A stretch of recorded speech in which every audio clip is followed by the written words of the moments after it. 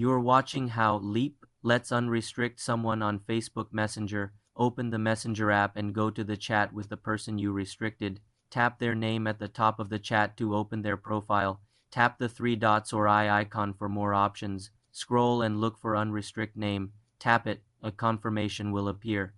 Tap unrestrict again to confirm. The person is now unrestricted. You can also manage this in Messenger settings. Tap your profile picture, go to privacy, then restricted accounts. Find the person and tap unrestrict. You're watching how Leap lets unrestrict someone on Facebook Messenger. Open the Messenger app and go to the chat with the person you restricted. Tap their name at the top of the chat to open their profile. Tap the three dots or eye icon for more options. Scroll and look for unrestrict name. Tap it, a confirmation will appear. Tap unrestrict again to confirm. The person is now unrestricted. You can also manage this in Messenger settings. Tap your profile picture, go to privacy, then restricted accounts.